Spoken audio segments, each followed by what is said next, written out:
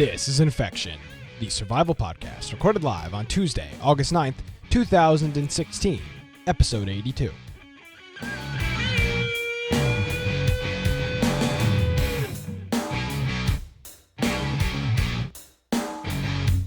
Hello, everybody, and welcome to Infection, the survival podcast. Infection is your source for the latest information on survival video games. We bring you the latest news, reviews, updates, and more each and every week. My name is Nick Craig. At Nicholas M. Craig is my Twitter. InfectionPodcast.com is the website. And I'm actually working on a new project, Brian, Against the Norm at ATNShow.com. You can check that out as well. Also joining me... I was actually listening to that here. You did? Yeah, I'm jumping right in. I was actually listening to it, I think, yesterday. Awesome, yeah. So we're here. Brian is, we're here on Google Hangouts thanks to Skype's always unusefulness. It just never works properly. Yeah, the second that I was going to HD, it would just freeze. So whatever my face happened to look like at that moment, it would stay there, which can be embarrassing. Yeah. So... And for those that have missed the last 16 episodes, welcome back.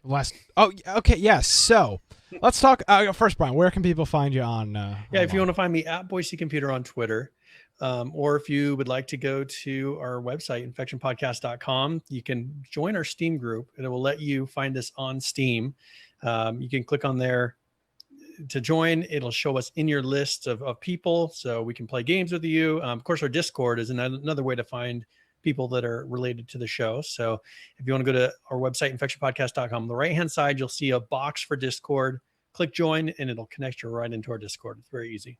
Yes, very easy as well.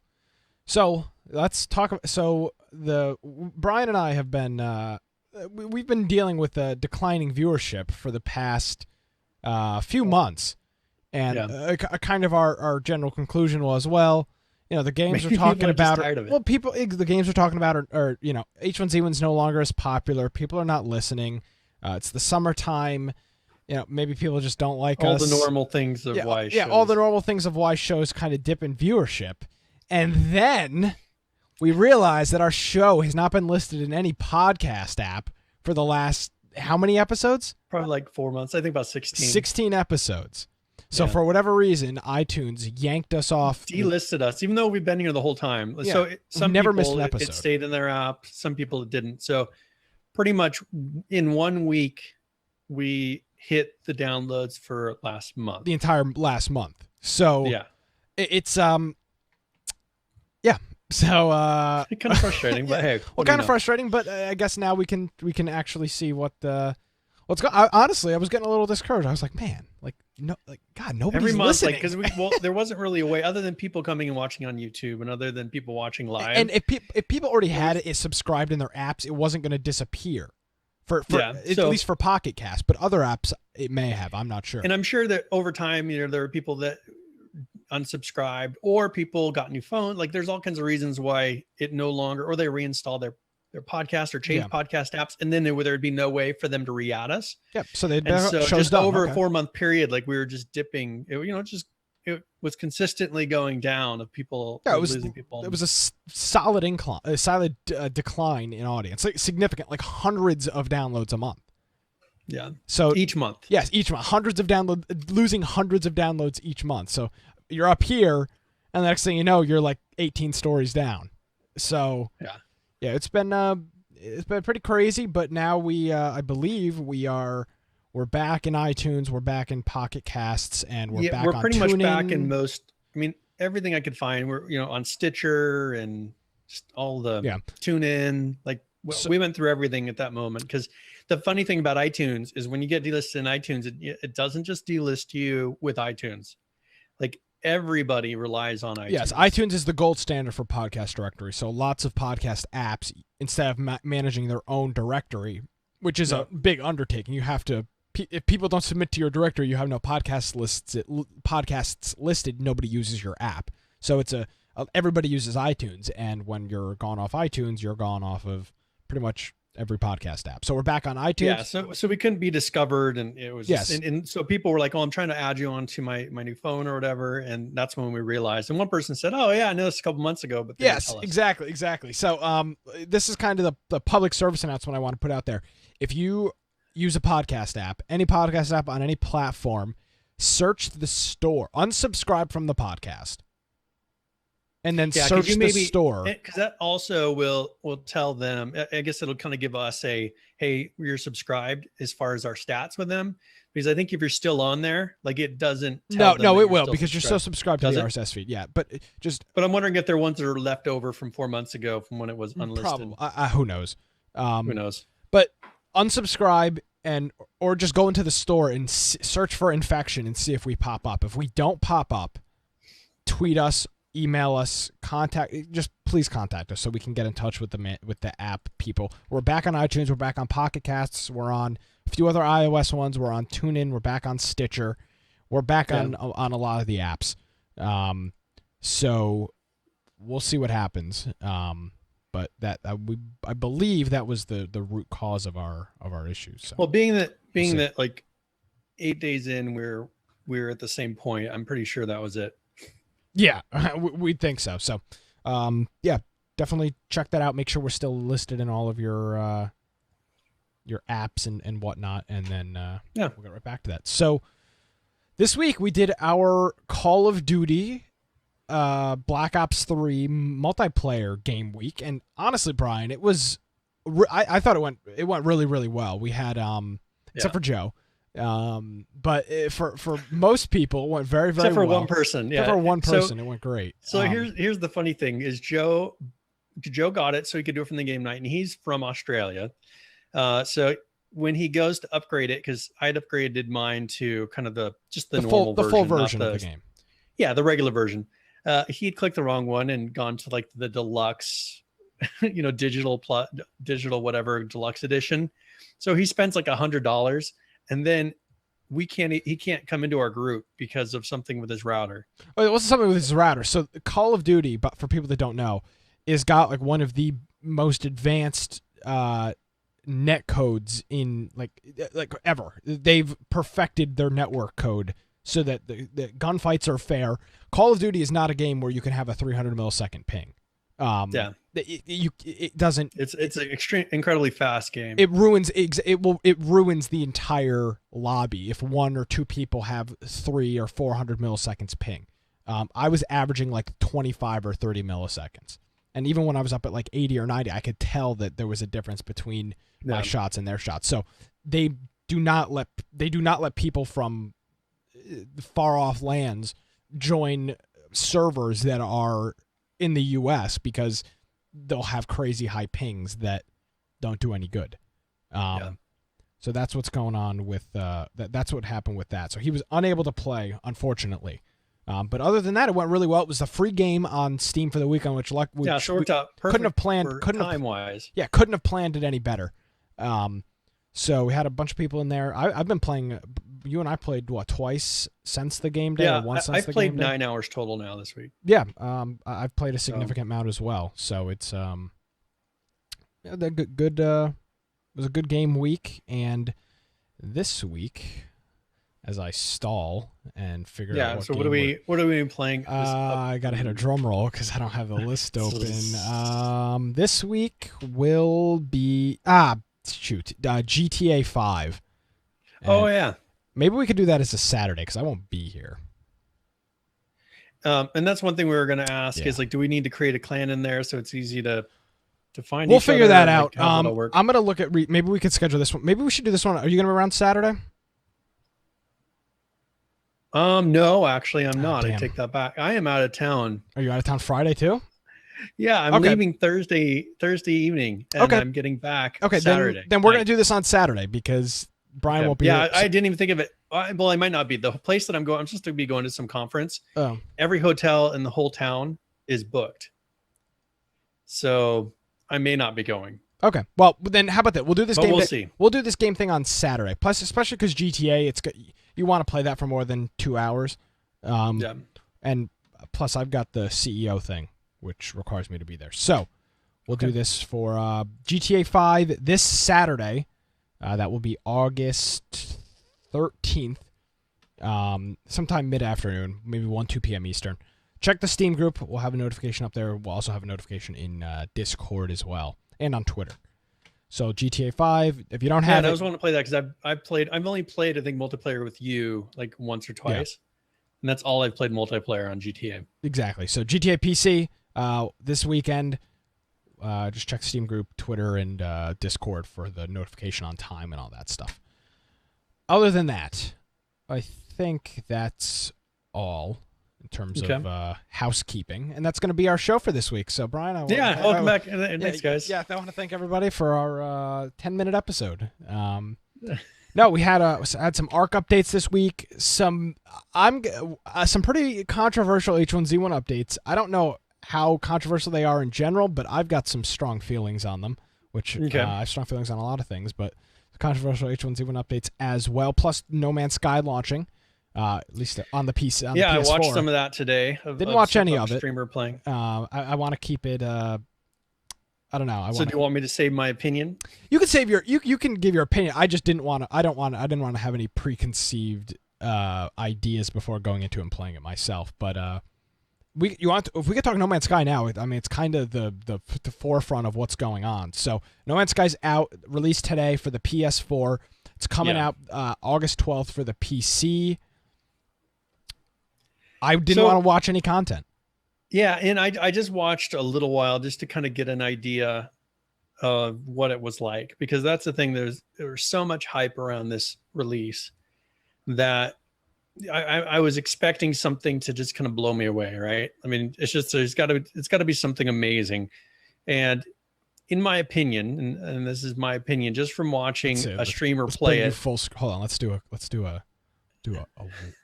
there we go, full screen. Thank you. In my opinion, from watching a streamer play this for probably about a half an hour, it feels like a reskinned Elite Dangerous. Oh, geez. As far as the space, the things that you do in space, the flying around, there are more objects to avoid, which is more unrealistic because they're not going for the realistic, right? Like Elite Dangerous is trying to go very much realistic. So Elite Dangerous, when you fly around in space, things are very far apart. So you're not just dodging asteroids. In this one, you're dodging asteroids all the time. But there's the same, okay, here's a distress beacon out in the middle of this galaxy, and you have to fly to it just like you do in Elite Dangerous. Now the big thing is when you get onto something that's very different is when you land down on the planets, and that's what sets this one apart. Is that when you get onto the planets, as you can see from this video, it's got more of an arc type of a feel, as far as very things wandering around. Very arcy. Yeah, so it is bigger in that way, because that's one place that Elite Dangerous kind of failed, was once you get onto the planet, what do you do? This has to be a very big game, and a lot of it is procedurally generated, but that's what this is. The space part feels just like Elite Dangerous. Once you get onto the land, it feels like Ark. You go around, you collect things. I don't know. It's kind of a combo of those two. It's like a space flight Ark, is from what I can tell. So I don't know about as far as crafting and all those things. I don't know how much it goes into that, and so that's something that we'll just have to see. But that was my initial impression. It could be a lot of fun. These games are really hard to stream, just like Elite Dangerous, because playing it, you're getting a lot more enjoyment out of it than someone would get watching you play it. Yes, but sense? I think a lot of the streamers that stream games, and I don't want to get off on this too much because it's kind of a mute topic, but a lot of the people that watch stream, I don't watch any streamers for their gameplay much as I watch them for their personality. So I know it's not a great game to stream, but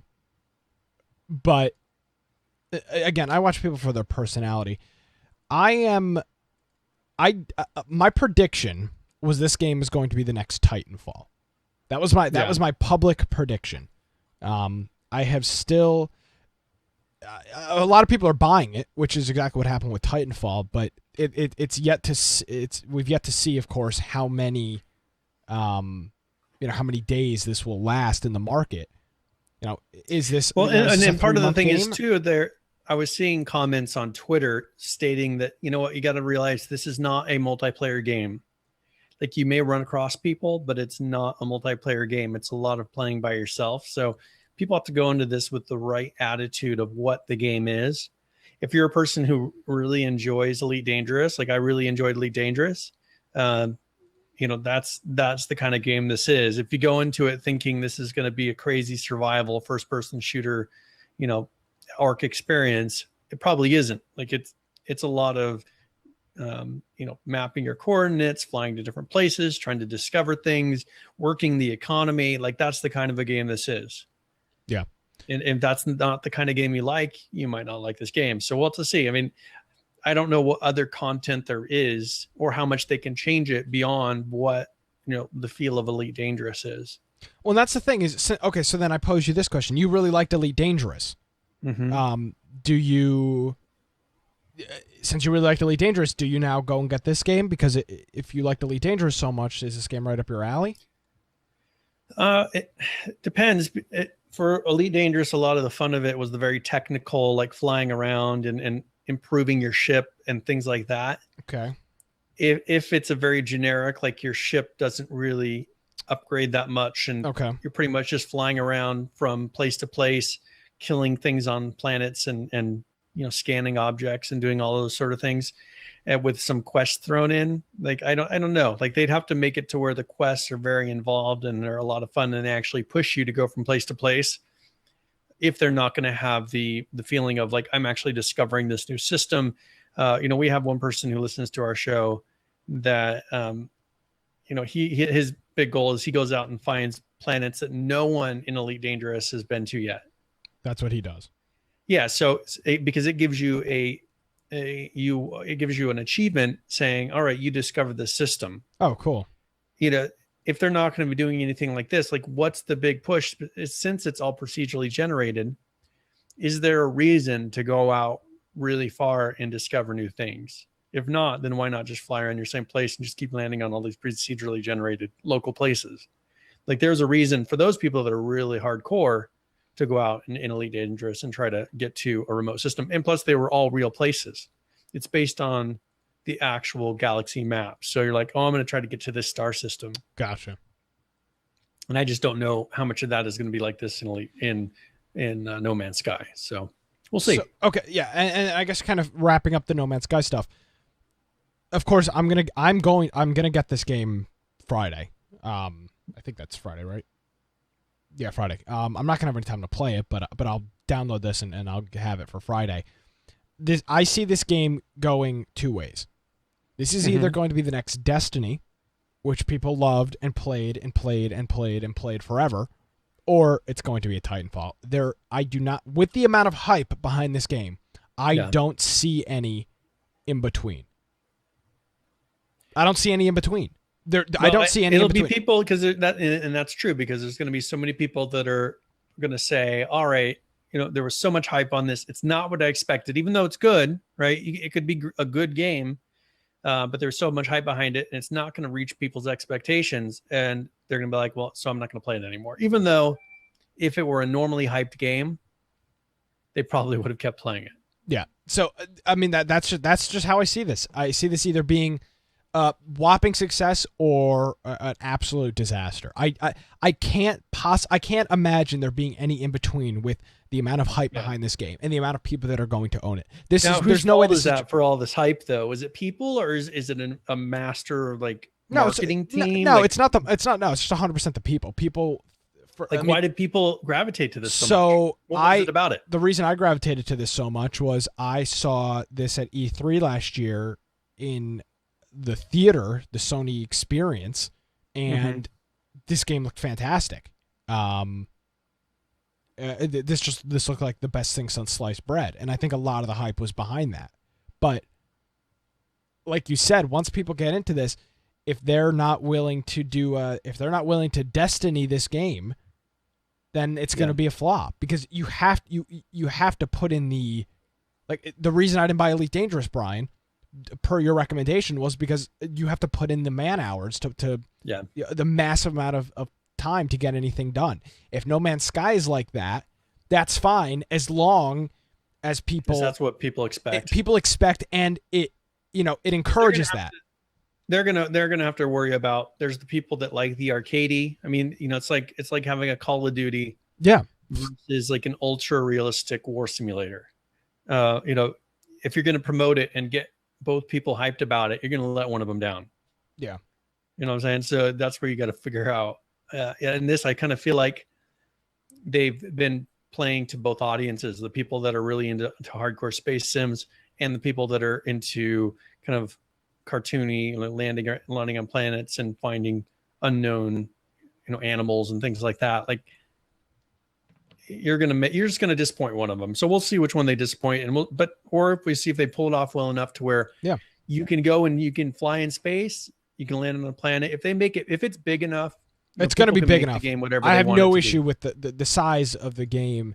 Is not going to be the issue. It's going to be if there's enough in between, missions or whatever to keep people interested. That's what Destiny did really well. There was enough to entice people to keep playing, even though they were just doing the same thing over and over again. Since this is all procedurally generated, do you think can they add content? Like, what can they really do? And especially since it's been put out on a console, like, how much can they change? Well, they did a huge day one patch, which apparently changed like the entire game and how it works. What they could do, I would assume, is add some type of DLC later down the mark that adds, 100 new hours of planets or something like that.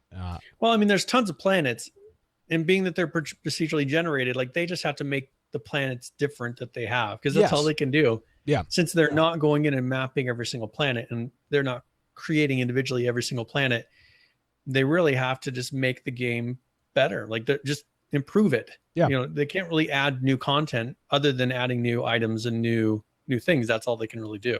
Yeah. And I've said it, a few times now. If they can keep people interested and keep people excited, then it'll do great. But if not, it will flop, unfortunately. So that's No Man's Sky. I'll have some more of an update next week. Are you buying this right away? I'll wait till after you do, kind of like what I did with H1Z1. All right, so I'll pick this up this weekend, and then we'll have some sort of a little review next week. Okay. So we'll see what happens. That's No Man's Sky. Now, we did have some Ark stuff. What's going on in the Ark server right now? I really haven't been playing. I've been playing some Minecraft. For people that don't know, on our Ark server we have the center map with Primitive Plus and Primitive Plus puts everything to kind of a Stone Age type of building limit. So you can't have guns, you can't have a bunch of metal objects. It's truly a Stone Age type of a thing. I mean, you have metal axes, but you're not building metal buildings and things like that. So on our server, we just built one nice thing about the center is that they have these ruins everywhere. And we found, and what actually Falcon found this first, that you can actually put along the ruins where there's pillars, you can put gates there and kind of make one of those ruins your own. Like, you can block it off and make it into your base. So we took one of those on kind of the north side or actually the west side of the island, and we took it over. And it's a fun dynamic to it. It is much more difficult because there's certain dinos that are very difficult to knock out without trank darts. Like, you can have trank arrows, but like, imagine trying to down a Giga with arrows. It's a very difficult thing to do. So it's more challenge to it, but I think that's a lot of fun, and they are still improving the center as well. And we actually have some news. Actually, we can go to that first. Okay. If you go to the center link, this was a post of them. Says, spend a considerable amount of time over the weekend redoing all of the cloud weather system for the center. And so here's some screenshots of some things they're working on in the center. So because it's kind of its own game, it's a total new map that they've done in their own way. So they can make it look unique. And this guy really does a good job of the environments and making the landscape very varied. And there's some really cool objects. I'm not going to ruin it for everybody, but there's, I guess what it probably is the center. There's this huge thing on the left side of the map. That's a lot of fun. So once you get out there, you can fly around it and check it out. So, but yeah, that's something they're working on right now. As far as Arc itself, they put out Yes. a number of smaller patches this week. So 245.94 was a reintegration of the Oculus Rift. And so it was pretty much because they've been doing a lot of stuff with VR lately. And they re-added the Steam command for auto manage mods, so that you can have it to take care of the mods on the server. So that was 245.94. Now 245.95 was a little bit bigger of one. They fixed sky rendering mode in VR, just how it was showing the sky only in VR mode. They made it so that with a fishing rod, it can be crafted 3 times from a blueprint and cannot be repaired. They fixed a bug with the scuba tank. They put in new dev kit hooks, so people that are making mods, that's would work for them.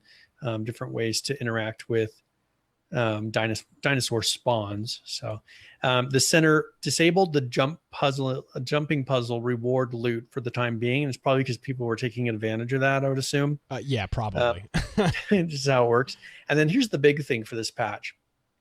NVIDIA Ansel, which I've never heard of before this. Have you ever heard of NVIDIA Ansel? No. Okay, so NVIDIA Ansel is a 3D screen capture, or a 3D print.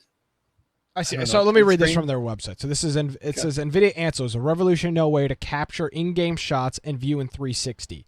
Compose your screenshots from any position, adjust them within post-process filters, capture HDR images in high-fidelity formats, and share them in 360 degrees.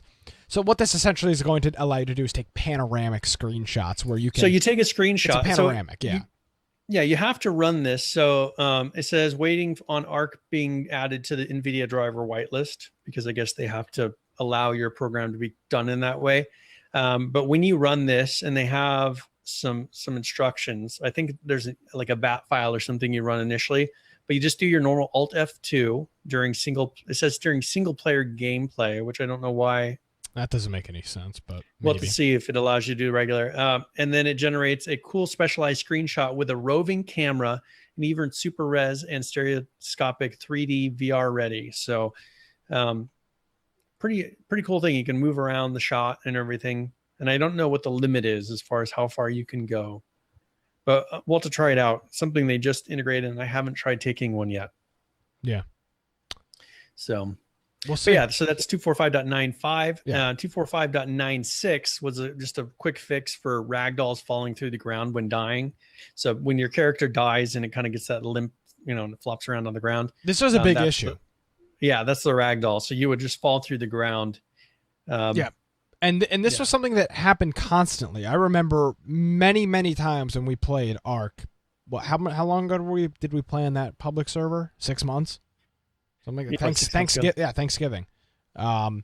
So, I remember so many times just dying and your body just bye-bye, gone, flies away, flies into the ground, gets stuck. Yep. And they've done a lot better job of that, but that was, the bug must have come back. And then 245.97 is fixed getting stuck on rocks / geometry, which is, I always love to say, you're getting stuck in the geometry when being pushed by dinos. And this also improvements to dinos and bodies falling through floors, which was kind of what they worked on in the past fix as well. So, by the way, so one was August 6th and then one is August 7th. And then the last one we have here is 245.98. They're really milking 245 now. Yeah, they're really going to go to 246. The problem is they said 246 was going to, and I was wrong last week. I had said that it was going to be the next day because I was thinking the wrong month. It was a whole month away. So the next version is September 1st. So what are they? And so I don't know what they're going to have to go to 246. Because they just, what are they going to go? What are they going to? What are they going to? 991. And then 992, or how are they going to? Are they going to go to? Yeah, they're going to have to just keep going down, and they've never done that before. Like they've just got to accept the fact that they are not going to be able to milk for 3 more weeks the 245. Oh God, no! Especially when they're releasing all of these patches were within 3 days. 4 patches with 5 patches within 3 days. Oh well, no, 4 patches within 3 days, and then the last one, 0.98, fixed networking issues associated with flickering / detached mounted dynos. So I guess if you were kind of you becoming detached with your dyno, or there were some flickering issues. Or they were seeming to be detached. I don't know. I never ran into this. No, I've never seen this either. Not that I've played a whole lot of Ark, but I've never noticed any issues with becoming detached. Unless you fly a bird into the water, that's about the only time I've ever become detached from my dinosaur. But that's about it. So the 246, and as I said, 246 supposedly is going to be September 1st, which impossible. They won't do it. And so that's going to be a pretty big one as far as the cross Ark travel. That's the one we've been talking about for that. One thing I do find kind of odd is they don't really put out patch notes for the center and for Primitive Plus, and I'll have to find out where they're doing that, because I'd like to know when changes are made to that, or are they just going to put them in these notes here? I mean, I just haven't seen. So I'm kind of curious how they do that, and I'll have to dig into that before next week. Okay, well, we'll look forward to that update. Yeah.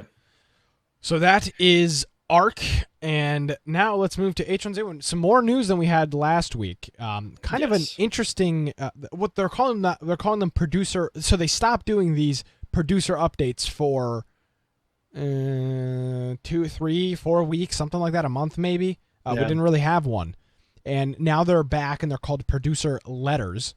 So I'm gonna pretty much read most of this letter because there's a lot of very interesting points in this. So this is from August 5th, titled Fair Play and More. And what they talk about is what that's going to mean. So for the next update, the next update was currently on the test servers, and they're asking people to, check that stuff out, do that, and so forth.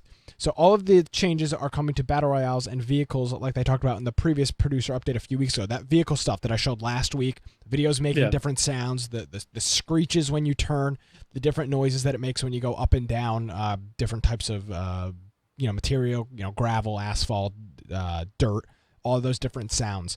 And but also the new update will have some key optimization features that better utilize your CPU, which should free up your GPU to take on more of the workload, which leads to improved frame rate.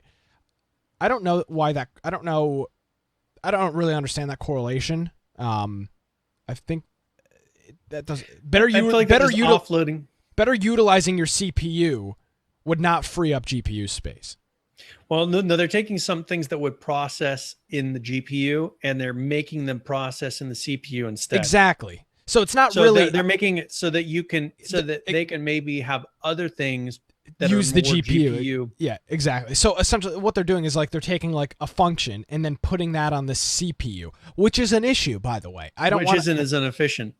But I see I see this being an issue because there's people that are trying to play this on Core 2 Duos and Core 2 Quads that may not have those extra CPU cycles. Yeah, so there were people that had to have nicer video cards that could get away with having a lesser computer. Yeah, like a Core 2 Quad. Because of things like this where it's processing it on the CPU instead of the GPU instead of the CPU. Mm-hmm. And so that's going to start hitting those people to where they're going to be noticing a big difference. If they had a nice video card and a slower machine.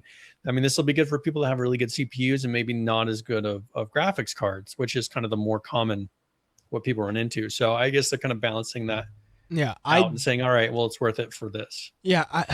And they say, and then the update reads, basically you should see improved performance when it goes out. You would see improved performance if you have like an i7 and like a 970, which are, a really good CPU and a really good GPU. But if you have a 950 and an Intel first generation Core i3, I don't know. I feel like there could be a whole new set of issues that are involved now where people with there's a lot of people, you'd be surprised, that are really tight on a budget and they've got an old computer with a somewhat decent GPU because most games do a lot of the GPU utilization. So if you have a decent enough GPU, you can get away with not such a good CPU. That could be an issue.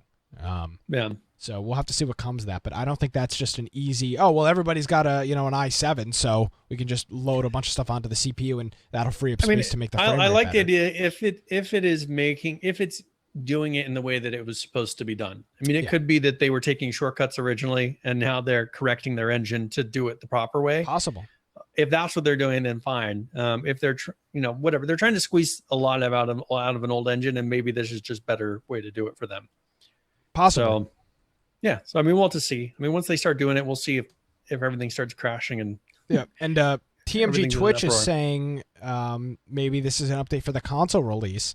And Gadlaw's maybe this is them kind of preparing for that. But then Gadlaw makes the comment, I'll believe it when I see a release. That was supposed to be summer of 2016. We are now we're in August, getting to the end of summer. Yeah, summer 2016 ends in school starts in 3 weeks. So summer 2016 is very, very close. The end of summer 2016 is very, very close. So that's what's going on with that. Now this next thing, oh boy, I'm gonna go off on a tangent here. This is the part that you were finding. Yes, basic fair play rules. So this is a pretty long thing. I'm gonna read through most of it, maybe ad-lib some of it. So essentially what they're saying is that King of the Kill is a competitive game. Ding ding, trying to make this the next CS:GO. Money Central. So this is what they're saying. So the most obvious starting point of people cheating or whatever is any type of third-party app or program that impacts game code in any way to give you an advantage. This is not allowed in any way. We have systems already in place to detect these hacks and have gotten to a place where those are really rare and infrequent. So they're saying that they've gotten third-party cheats, aimbots, any type of third-party addition to the game that modifies game code. They've got that stuff sorted out, and it's really, really rare.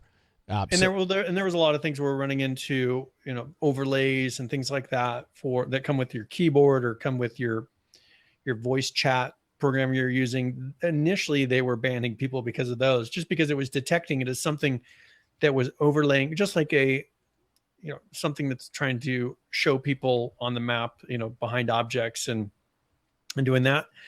To them, it kind of behaves in the same way. And so there were a lot of people getting banned initially for that when they were implementing that for the first time. Yeah. So, let's see. So then, okay. So they're saying they're going to continue to monitor and fix that, as they need to. The next one is to ensure a level and equal playing field. We expect each individual competitor to be focused on their own skill versus their opponent's skill, such as teaming, including, we've been through this whole thing. They don't want you teaming in single-player games. They don't want that stuff. There's going to be a new system that if they detect, so they're going to roll this system out, and it's going to detect if people are teaming. And that what they're going to do is just collect data from that system. They're not going to have it, it's going to be live, but it's not going to be actively doing anything. They're going to collect a bunch of data. What it will do is it will warn you. If you fail to, if it says, hey, stop teaming with infected Brian, and I'm still with him after a minute, it's going to boot me out of the match. So that's they're going to incorporate that system over the next month, get a bunch of information for it, and then once they have all that information, roll out that system that actually works by itself. So that's that. Now this next one, this is where everything kind of goes downhill. We have a lot of streamers who enjoy broadcasting their matches on Twitch and other sites. This has unfortunately led to stream sniping becoming a pretty popular activity. For full clarity, stream sniping is the term we generally use, but is also a two-way street. Steam sniping includes using a broadcaster's stream to know their location, as well as trying to aid a broadcaster by teaming up with them or providing them with loot. I see some streamers really bothered by stream sniping, while others tend to make an event out of it, opposed to trying to fight against it. Here we go.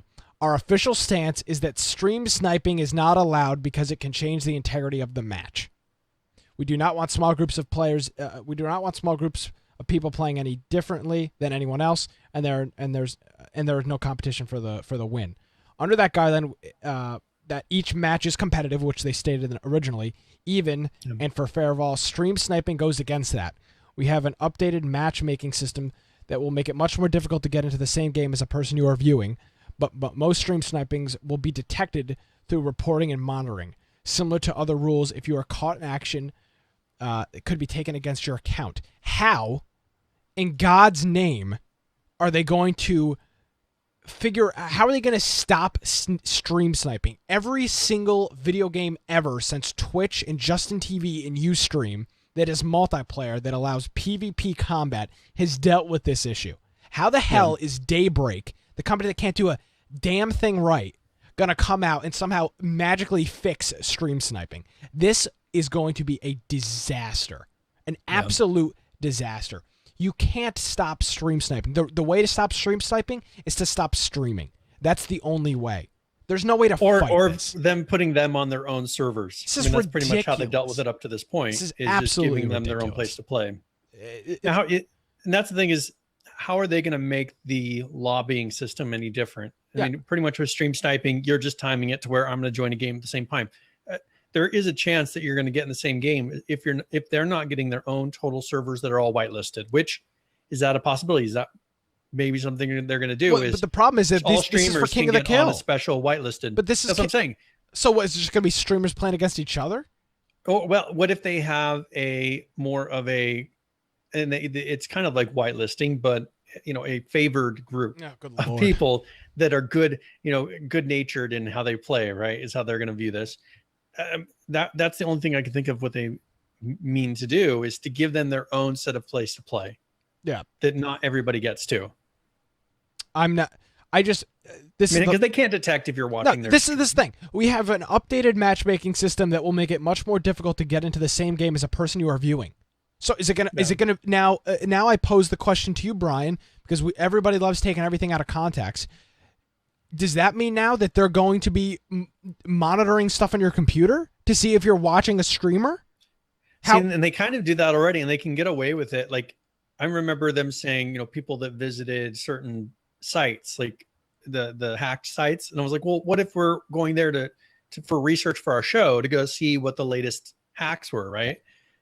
You can't use that against us. And I don't know if that was just Smedley kind of just saying stuff to be controversial at the time.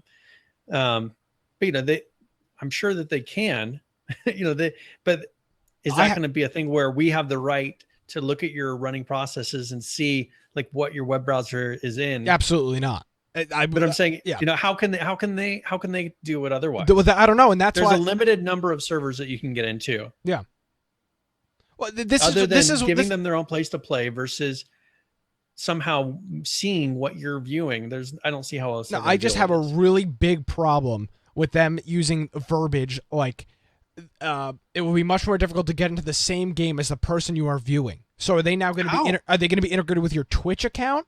Are they going to be just monitoring the browser tasks? Yeah, I mean, what if? But then you can watch it anonymously. You can watch it anonymously on your phone. There will be a cold day in hell that H1Z1 will be monitoring what I'm doing on my computer before that game is uninstalled and deleted from my Steam account. Not a chance in hell that I will have that. That is way beyond the line of what they need to be doing.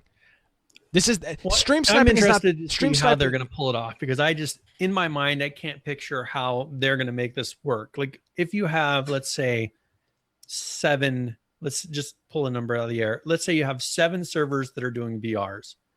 And if you are joining about the same time as them, there's going to be a couple choices of servers that you're going to get onto.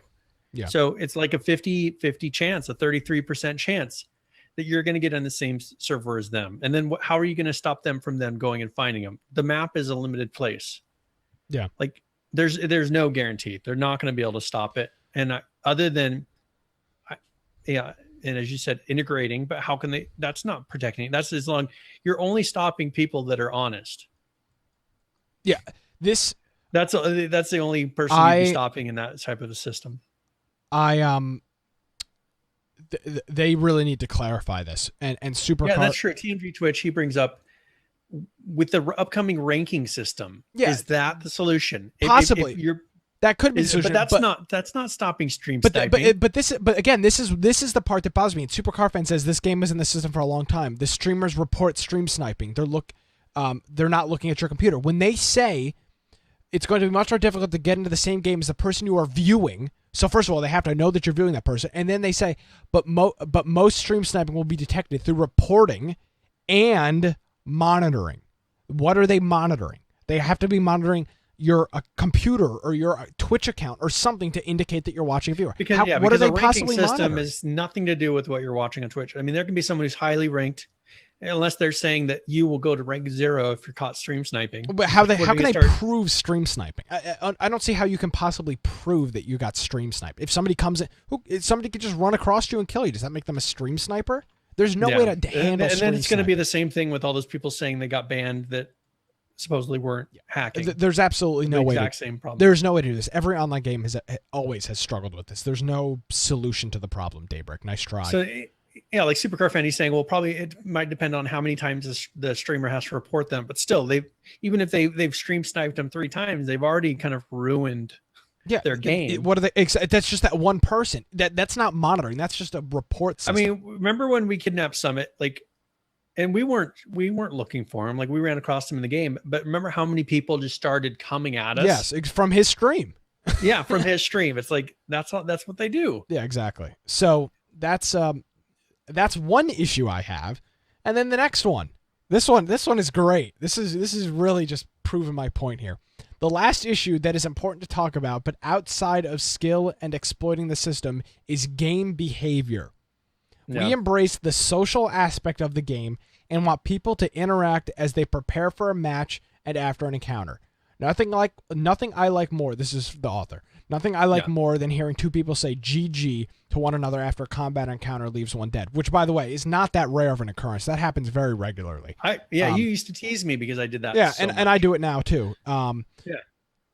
So now the next thing is what will not be tolerated in any way is any demeaning chat that is racial or sexist in nature.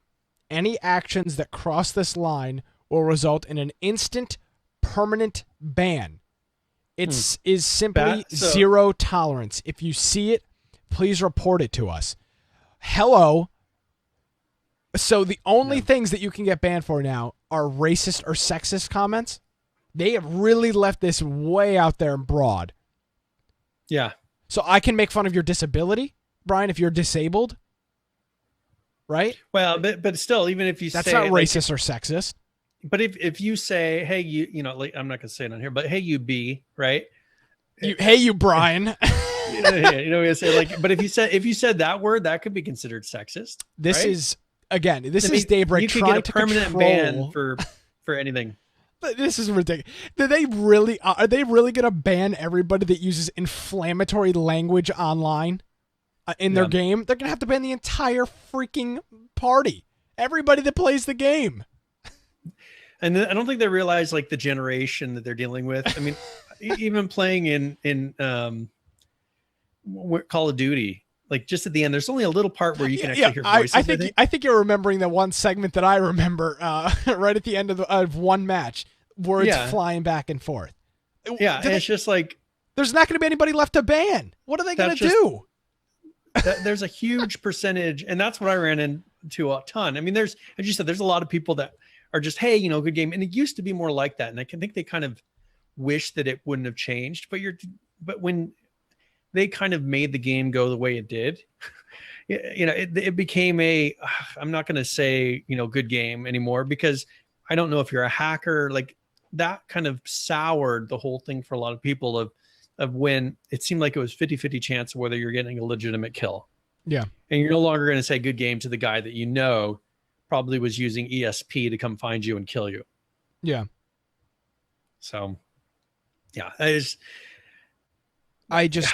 how do you ban, other than, I mean, you could say racist, whatever, don't do racist. That will be a temporary ban. If you get 3 offenses, it's a permanent ban. But didn't you say it's kind of like permanent right away? Like you say, I don't know. I just can't. I have never heard.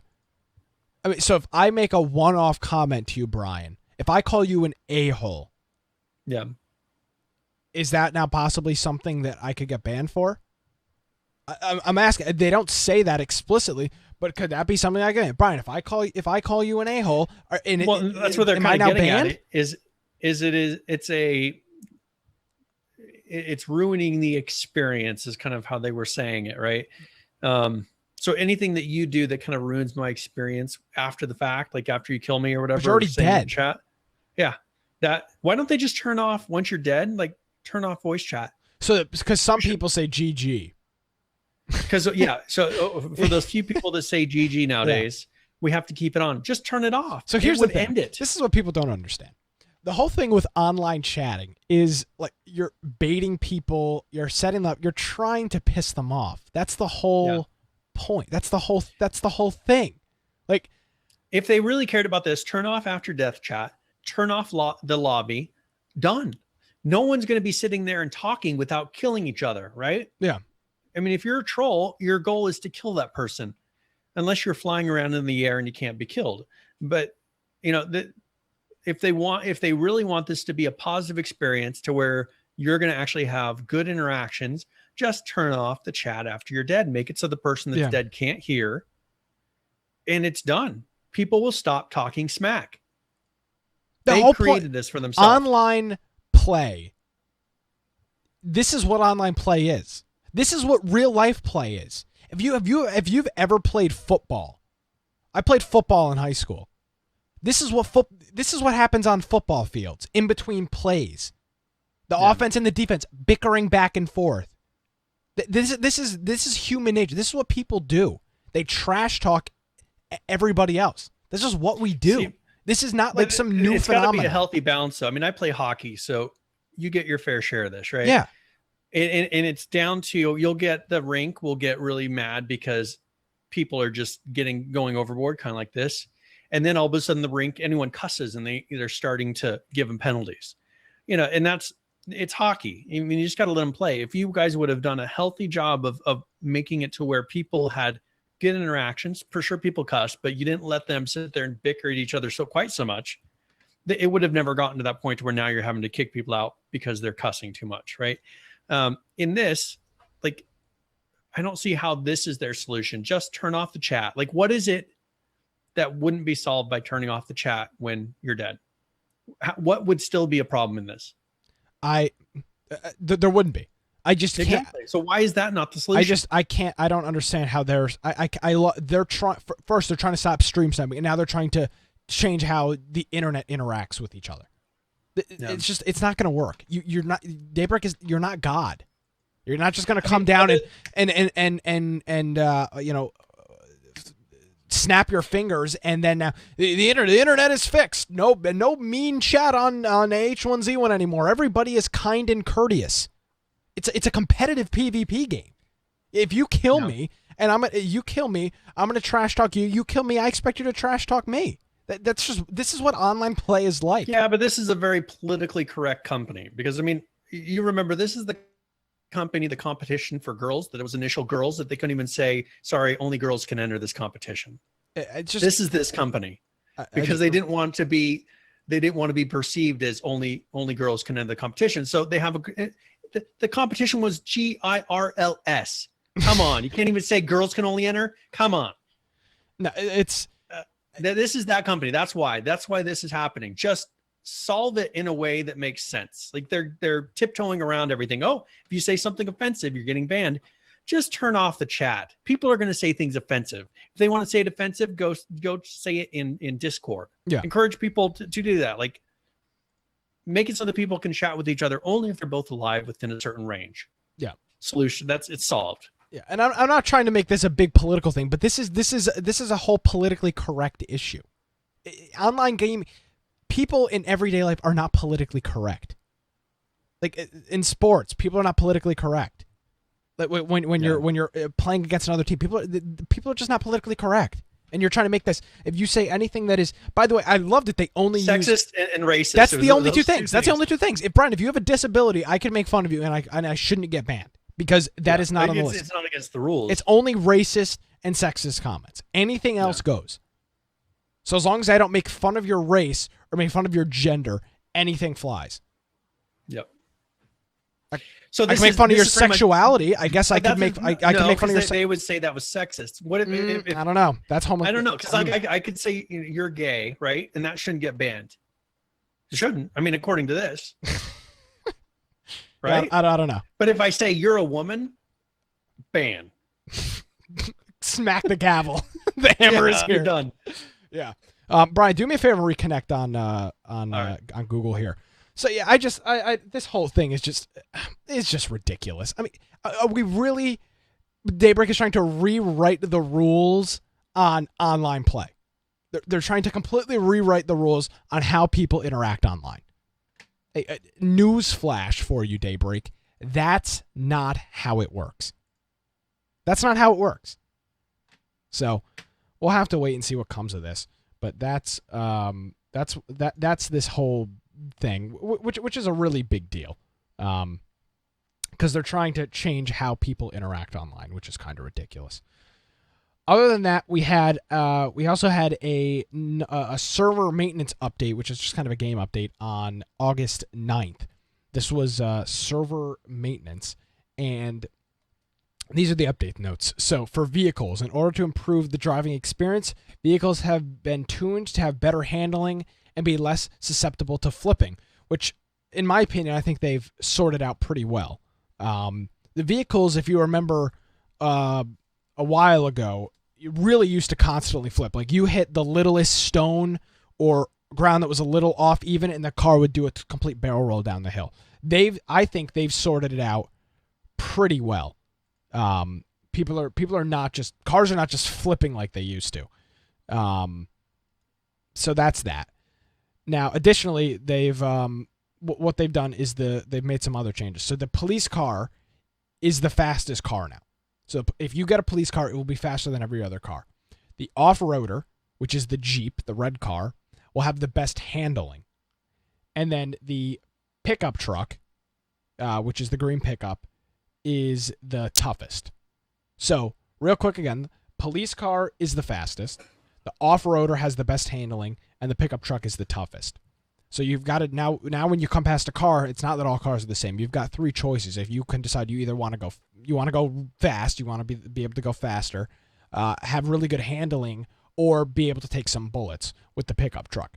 And then the last thing is that passengers in the rear of the pickup, they can stand up and shoot forward, and crouch to take cover and shoot behind. So they've really, in my opinion, really opened up the kind of car combat that we haven't seen in the past. Because now, if you're not just a kind of a sitting duck in the back of the pickup truck, but you can actually stand up, shoot over the hub, the cabin, and then duck back down, which I think is really neat.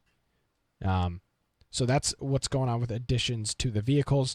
Flipping vehicles has more realistic friction. You won't be able to won't be drivable using turbo, which was always how everybody fixed it. It was always be where you flipped on the back of the truck and then you turboed it to flip it back over. Yeah, you just pretty much just hold down shift and just keep driving straight until it got to like 10% condition, and then you just jump out and wait for it to explode. You will no longer be able to do that.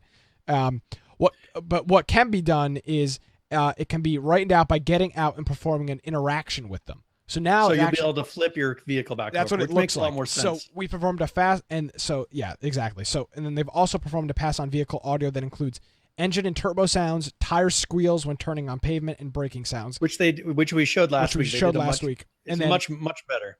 Vehicles also have horns now, Jay. And by the way, who said this? No Rage said this, and I just didn't think about this. They have a middle finger emote in the game. They have a middle finger emote that you can get, which is saying "F you." That's what the middle finger stands for. But now they're making sure people are now and they've got ones that have hip thrusts and everything else. Like, they've created this atmosphere, and they have people that are running around in stupid outfits. They've created a whole troll atmosphere, and they're wondering why people troll in the game. I mean, they've set every pin up. Like, if they've set every detail up in this game to make it as much of a trolly game as possible, correct? Yeah. Every detail. If you're saying, let's make a game where just everybody trolls everybody, what would you do? This is their playbook. This is exactly what you would do in a game. Let's give them all silly hats, masks. Let's make them run around in little pink shorts while they kill people, and they can sit there and do the thing where they're rubbing they're teabagging them, and they're flipping them off. They're doing hip thrust movements, all the things that you could possibly do to make this game just a big troll fest. They have done down to the T, and now they're like, we don't like how people talk to each other. What do you expect? That's what you made. Yeah. It makes zero sense to me that they can complain about this now when this is the game that they've been designing and bringing to this point for months. Yeah. And months, but by the way, this is a video from the game. This is a video from the game. This guy is holding up both of his middle fingers and squatting down. No. Yeah. But it's okay, because any racist or sexist comments will get you thrown out now. Yeah. Whatever. Screw this. It's ridiculous. I love this. Screw this. My feelings. I can't handle it. It's so ridiculous. Grow up, people. I mean, they just need to decide what are they going for and go that direction. Yeah, it's just freaking ridiculous. Yeah, literally a game where there's an emote. Supercar says they should ban everyone that does that emote. Yeah. I mean, it saved them a lot of time. Whenever you do that emote, oh, okay, banned. What a waste. It's just an absolute waste. It's because so what if you stupid. said, if you were saying what that emote means while you were doing it, is that going to get you banned? Whatever. I wish I was narrating what the emote was. How about the one where I'm not even gonna say. I can't say all these things without cussing. No, it's fine. Well, again, you're not going to get banned. I'm not going to hang up on you. Brian says a bad word. I got my finger on the hang up button. He's 1 second away from getting hung up. Yeah, there goes our G rating on iTunes. Yeah, our clean, exactly. This is so stupid. God, I'm so pissed off right now. I don't even want to keep going with this. So keys and hot wires. So this is for the vehicles. We believe map knowledge is very important at all, specifically learning where vehicles spawn. Well, it's not really hard because you have a compass, a high quality map, and an icon that tells you where in the game you are. So that's not really hard. I have a problem with this. Okay. Wait, can I finish? Let me finish reading this first. So go ahead and then I'll tell you. So learning where vehicles spawn and where the land is, secure them around, that's an important skill. However said, though, we've been concerned that how easy it is to completely deny vehicles to other players, particularly less experienced players. We've made some changes to vehicle inventories that address this concern while still rewarding those who are able to quickly secure a vehicle. Vehicles now spawn with a key. In addition to the current vehicle parts, the key is found in the truck with biofuel, and it can be picked up. Vehicles will start immediately if they have a key inside or if any player, driver, or passenger is carrying a key. However, vehicles can be hot-wired by right-clicking when a key isn't available. Hot wiring takes a little time, which, by the way, come on, some more elaboration on that, please. A little time is not an amount of time. Does it take 5 seconds or does it take a minute and a half? Come on, Daybreak. And makes some noises, which may alert other players, but can be used to acquire a vehicle in a pinch. Other vehicle parts, boost, headlights, battery, and spark plugs can still be removed, but require more time to do so. So that's that timer of moving things from the vehicle to your inventory. Exactly. So let's hear. So now pretty much. First of all, the first thing that I don't like about this is they're saying that memorizing where vehicles spawn on the map is a skill, right? Yeah. Why are they not making this random? Why are there 10 vehicle spawns on the map?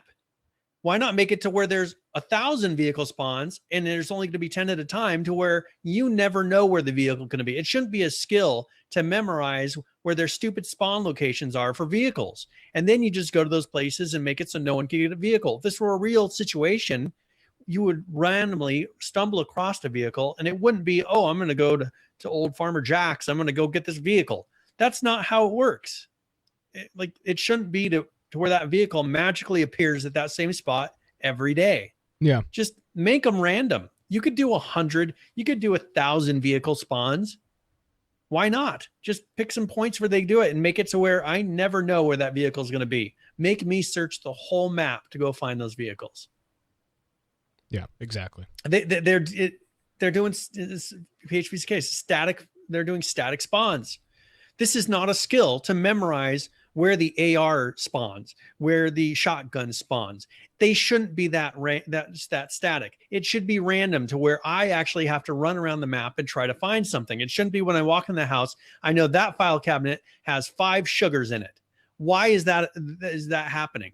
There should not be 5 sugars in that file cabinet every time. Make loot random. And it's just because they're lazy that they're not going in there and making it actually random. And I know it's hard, but I want to be where I run around and I don't know. I only have to check these 3 cabinets in this house or these 3 areas in this house. And then I can move on to the next one. There's not going to be anything there. Oh, I'm not going to go in that house because there's nothing ever good that spawns there. It should be random. Make it a challenge. Make it feel like a survival game to where it's not a skill to memorize the map and memorize where every single thing shows up on it.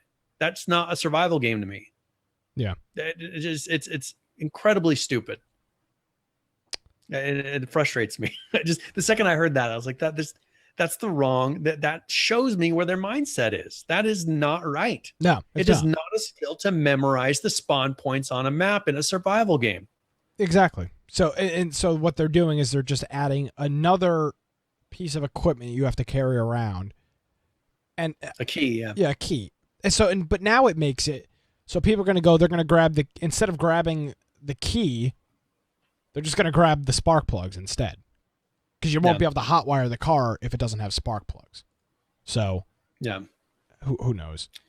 Now, I mean, this gives them a little bit of flexibility to go through and say, all right, well, if someone is actually carrying around the key, maybe the vehicle will not degrade at as fast of a rate. If somebody sticks the key in a loot chest, or it's the person's logged out, like that increases the rate at which it disappears. Like that gives them that ability, and that's fine. I assume that's why they're doing it, is to make it so that players that are online, your vehicle's not going to disappear, but once you log out, your vehicle's going to disappear. Yeah. But sure, you can keep passing the key to online players, but this is a way to stop hoarding, but just make them more random to where when they do disappear, like it is an hour trek to go find another vehicle. Yeah, exactly. I mean, we had it to where it'd be like, oh, we blew up a vehicle. All right, let's go to these 3 places. There's going to be a vehicle at one of them. That's what it turned into. And you could almost have a vehicle within 15 minutes. Exactly. So. I don't know. I don't think this is the solution. Like you said, this is not the solution to the problem. Adding a key and hot wiring is not the solution to the problem. But we'll see how it sticks, and what people think of it when we get down and working with it. So additionally, vehicle. I already covered that. Toxic gas. We've observed that the game is often have a mid-game lull, which remember we'd sit there in a tree for 15 minutes. It's not a mid-game lull. It's the entire game lull. It's the first. You have the first 5 minutes, which are super like adrenaline rushing, like getting gear. But then you have the last 5 minutes where and then the last like 45 minutes. It's not a mid-game lull. It's a. So I'm saying, like, you have a beginning 5 minutes that are exciting, and then you have an end 5 minutes that are exciting. Like when you get to the end 5 minutes are never exciting because you never make it there. You get shot in the back by some invisible hacker who screams in Chinese, and 40 people run out of a car. That's what happens every single time. It's the same result. I'm gonna get banned for being a racist now. I'm banned. Oh, that's gonna be all everybody talking about Chinese hackers. Maybe this is the way for them to be able to say you're not allowed to talk about Chinese hackers anymore. Yeah. So that's racist. When you asked that when we were interviewing him, that was hilarious. Yeah. To begin, what are you going to do about the Asian hackers? Is I think what you said. Yeah, it was a valid question. Do you feel? I know it's a valid question, but you could tell they were not expecting. Yeah, because again, this is this PC stuff that. What are you going to do about? It seems like there's a large majority of people in Asia that are hacking in this game. Do you have any plans of doing some type of region lock? The racist. Yeah. Okay. So what to address this, they've made a couple of adjustments to the toxic gas, and it should now increase the pace of play during mid-game and encourage player confrontation, which is a big deal. There is no player confrontation. You sit in a bush. No, screw that. You don't even have to sit in a bush. You can just walk around willy-nilly. Nobody's ever around. I just run from one end of the map to the other, and it's like I don't see anybody for most of the time. Yeah. Okay, so I proposed the solution to this a long time ago. Something that would take care of this problem and make it much faster. Why don't you have a limited area where people land with it already has the gas in a certain period, and you can land around like a major city, like have it to where it starts at a much smaller place. Yes. And it would make the matches not be 45 minutes, but they'd be like 15 minutes. And you could just have a lot of them. Like that would be much better for streaming. It'd be much more exciting. And then if you want to have, who really wants to have a really long drawn out BR anyways? Like if you want to run around and just do stuff on the map, go play some Just Survive. But what they're aiming for in BRs, they could get by just starting the spawn point in a much smaller area and instantly start moving the gas in, so that when people land, they've got 3 and 4 minutes to kind of get gear, kind of like what they were trying to do with the vehicles. The problem is remember that one where you land in a vehicle? Yeah. What was it called? We'll land with the ATV. It was, Ignition. Ignition. Yeah, with the ATV. They were trying to do that with that, but the problem is they're still trying to use the whole map. Yes, like, you have to get in a vehicle and then just drive straight. I've literally been saying this for I guess I could say years now, because we've been doing the show for over a year. They need to just have different games that there's just a random zone that you spawn in and there's already gas there. That's to me, that seems like it'd be so easy to do.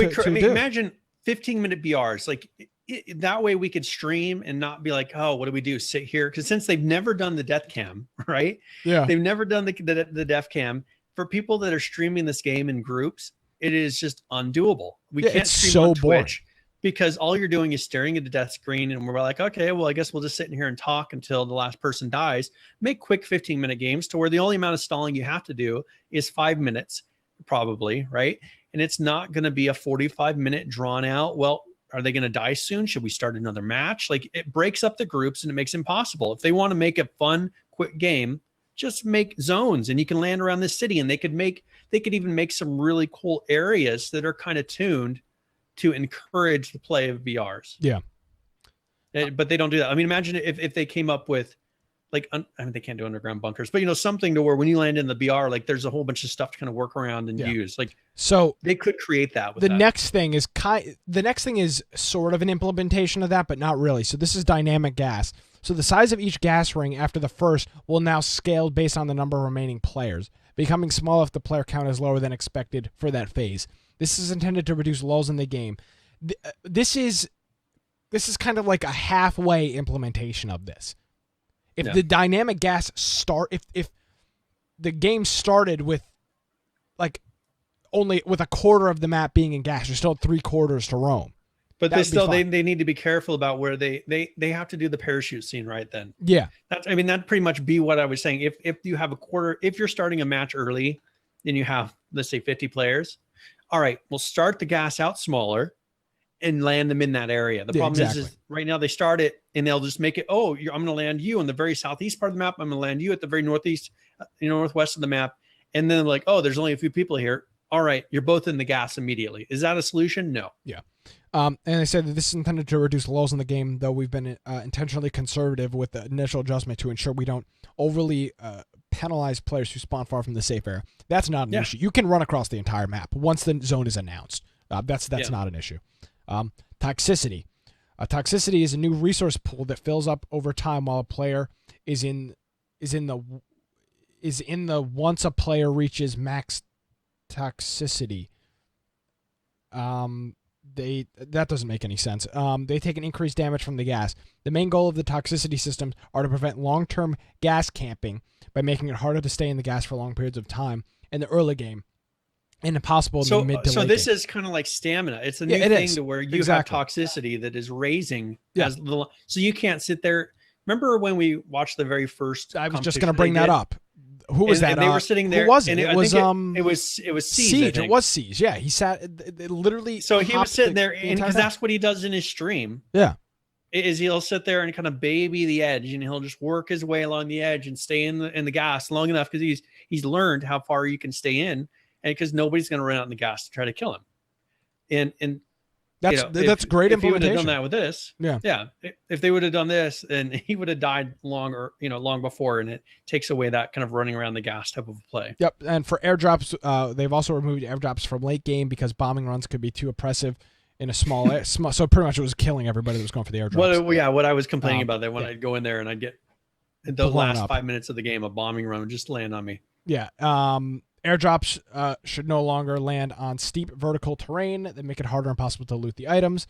Airdrops will no longer originate only in the northeast corner of the map and will angle up or down during flight to indicate whether or not they have dropped their payload. So what's going to happen is the plane will be flying, it'll drop the payload, and it'll fly like up or fly down. Some type of indication, because sometimes you don't know. It does a straight like point to point line, and it just follows that line unless you see it drop the airdrop. You have no clue if it did or not. And then dropped bombs can be heard from much farther away as they're falling, so they still haven't fixed that. It's still going to kill you when you're getting your stuff. Parachutes, we've made some adjustments to the parachutes, adding ropes and handles.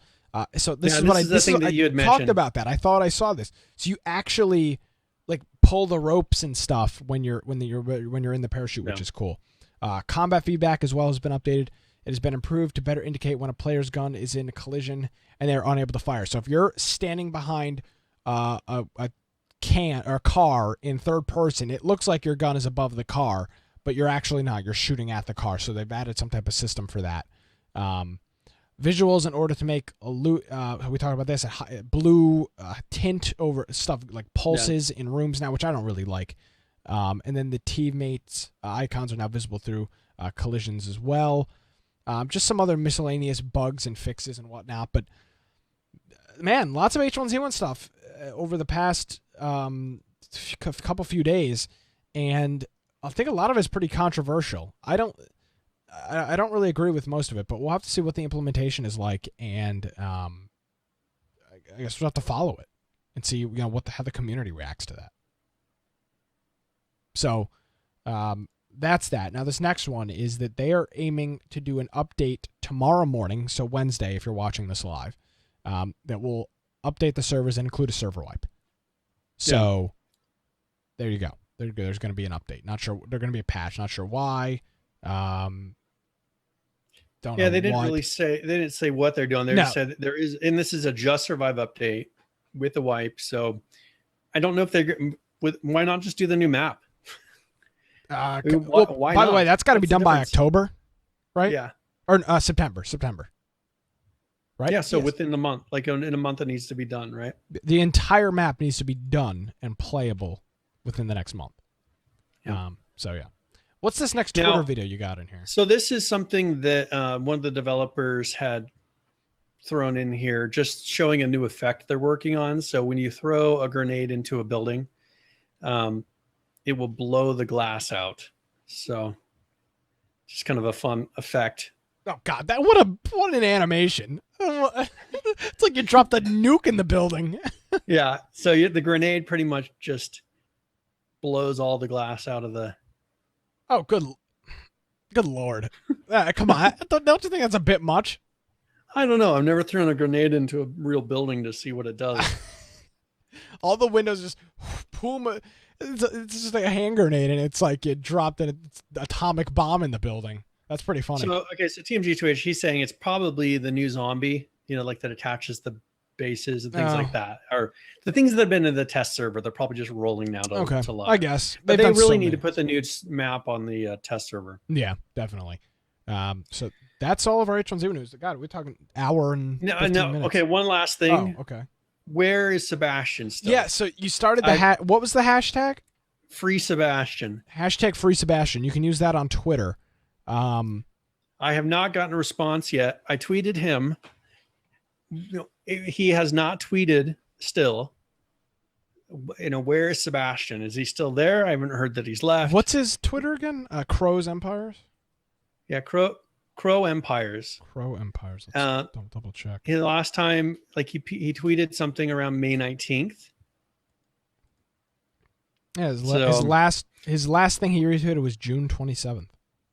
So June 27th was the last thing that he did, and we haven't heard from him since. Yeah, his last actual tweet was June 7th. So that's kind of disturbing. Yeah, I don't know what's going on with the one guy, and there's been no, none of the art wrap-ups. Very, very interesting. Well, again, we brought it to you first. We'll continue following it, but so if anyone hears from Sebastian, let Brian know. Let me know, because this is disturbing. Yeah. So anyways, yeah. So that was, I just wanted to make a note, and I'll bring it up probably every week. Yes. Until we hear whether or not he's there, like what's happened, because it's kind of weird that they just silently, there's no more Sebastian. Yeah. Coolio. All right. So let's go ahead and let's do the game giveaway. Does that work for you? Okay. Yeah. Okay. So this is going to be, is it Deus Ex? Deus Ex, yep. Deus Ex Human Revolution. And I will put a link here in chat for the notes for it. But if you type !raffle, isn't that what we're doing in chat? That should enter you into the raffle for this this game. And let me make sure it's all good to go. So the raffle is opened. All right, so !raffle, and that'll get you into the draw for Deus Ex Director's Cut. So this is the Director's Edition that they're doing. Yeah. So there you go. So that's a link for that. Yes. We'll do it over the next couple of minutes, and then we'll pull the winner. So definitely. One thing I want to talk about was the Humble Bundle Survival Bundle that they released today. This was I don't know if this was a tip from Stairwave tweeted this at me a little bit earlier today, so I was able to. Actually, I have this all the way down at the bottom too. You can get Rust for $4.92 is the current, average price that you have to spend for it. So, and I'm actually, for our last raffle, I'm giving away a copy of Rust. So I'm assuming you bought this bundle then. Yeah, I bought the bundle. Did you buy the whole bundle? I didn't get the $14 one. So how much did you spend on this? $5. $5. Okay, cool. So, and I got a number of games. So $5. I didn't Planet Base. I just didn't see enough. I looked at it. I was like, I don't know if it's not worth $9 more for me. So we'll have a Rust giveaway later on in the show as well. So, yep, you can get Rust for under $5. If you were interested in Rust, this will be the cheapest you will ever see this game for sure. That doesn't get much cheaper than this. So this is the Humble Survive This bundle, and you can get Rust in there. Yep, and I mean, there's some interesting games that I haven't even really seen, like Tharsis and Kolot and Shelter 2. I never played those, so now you can. Yep, now I can. So got them on my system. All right. And then once again, type !raffle and you'll get entered into that. Now there's some Fallout 4 news. They actually put out what's 1.7 update. And this is for the base Fallout 4. One thing they're doing is implementing support for the upcoming Nuka World DLC that they're going to be putting out. The new store art type for workshop settlements. So they're adding some more things for that. And then the ability to delete add-ons without having to do a full uninstall, because you could, which it would stink, because you put an add-on from the Steam marketplace and it would make you do a full uninstall of the game and get rid of it. Other than that, they did a lot of fixes because they're adding constant content to this. So and then they also made it so that it increased the number of mods that can be shown when browsing the mod menu. And then a number of just mod fixes. So the main thing was getting ready for this upcoming DLC. So that's 1.7 and a whole list of fixes. We'll have a link to that in the show notes. Another patch they did on the same day was actually a Vault-Tec update. So they're just, since that's something they released fairly recently in the last couple of weeks, they're just putting out some fixes for things they found in that. Like things like some textures that were missing and things like that. So we'll have both links to those in the show notes. You can go check those out, especially if you play it and you've run into some bugs. You can see if that's been fixed on your side. Another one is the Forest. I mean, we've played that. We've talked about the Forest quite a bit, but they released a 0.44 version, which improves the AI. So, if you found that maybe the guys on the island weren't smart enough, kind of were too guessable as far as where they were going to move, you can go through and they fixed the AI for that. So you can go through and check it out. Also, I think for probably the animals as well, they reduced the amount of memory that it used. They did some building improvements, which that game has a really good building system. And they added some skin holding racks because they had a place where you can store wood and rocks and things like that. So they're adding it to where you can do hold skins, and then also bug fixes. So we'll have a link to that, but that's survivetheforest.com is the website for Forest. So, and then after that, they actually did 2 small fixes as well. Now, have you played this since we played this the one time? No. Okay. We got to play this. So I haven't. Yeah, it was a lot of fun. We'll just get a group of 4 guys and just go on there. I don't remember if we said that there could be 8. Maybe there's 8. Get a small group of people together. Yeah. Maybe get a small group of people together and play this. And this was just a hot fix for the 0.44 version. Fix an issue with animals in vegan mode. I guess you can run this in vegan mode so animals don't kill things and eat other animals or you. And then you can go through and it was some fixes to like climbing, using the climbing axe, which we found a climbing axe when we played, but we only found 1. I think you needed 2. Yeah. To be able to do the rock climbing. to actually do that. Yeah. Yeah. So we didn't get to experience that. And then the 0.44C was another hot fix, and this was just fixing a couple of bugs that had also come from that original patch, like fixing meat dropping wasn't usable in the inventory. So when you would drop meat on the ground, it was no longer usable. So little fixes like that. But that was done this week on the Forest. Now, by the way, good game. By the way, good game. Yeah, an excellent game. If you don't have it, I think it's only like $14.99. It's a good game, but again, I think I've said this a few weeks ago. That the multiplayer is not. It's not a good implementation of multiplayer. No. Yeah, I mean, I don't think they really, and it may be the game engine it's on, kind of like what Miscreated ran into. Yeah.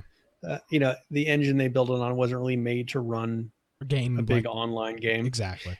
So unlike Miscreated, they didn't go through it and fix it in this game. They just made it a small number of players. Okay, so this next one, The Black Death. This is that game that I got day one, and big fan of it. Yeah, talked about how many bugs there were. So this is version 0.08, and it was just a ton of bug fixes. So, well, I mean, big bug fixes. So, but they said that they fixed over 200 issues in this. So, and also it says, don't worry about the new content. It's on its way. They just wanted to get these things fixed. So that's the problem with this game is there was just a ton of problems, and they've done some graphical optimizations, server side optimizations. So they're kind of working on getting the game running better and not being so buggy before they add new content, which is fine with me, but this was stuff that definitely needed to be done. So this is version 0.08 of The Black Death.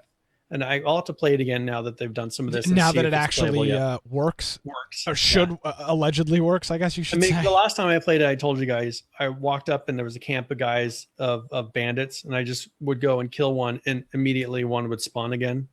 And so it was a never-ending supply of bandits. Like I couldn't get away from them because they would immediately, the second you killed one, there was 4 of them. The second you killed one, it reappeared.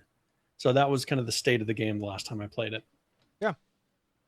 So, and then as far as Hurt World, this is something they are doing kind of like similar to, we talked about this before. Yes. Doing similar to like what Rust does, to where it's not necessarily all fixes that they've implemented yet, but they're just showing some things that are coming up, and they list at the end some of the fixes. So they've been working on the character map as far as getting detail in the right places, making it so that, because they had kind of broken apart the character to where the arms are separate, the legs are separate. Yes, and I think we talked about that last week, right? Yeah, that was last week. And so then they found, well, all of a sudden there's seams when they put their character together. So they've been going there's as they point out here, there's a seam where the head is on. It's a bunch of polygons. Yeah, exactly.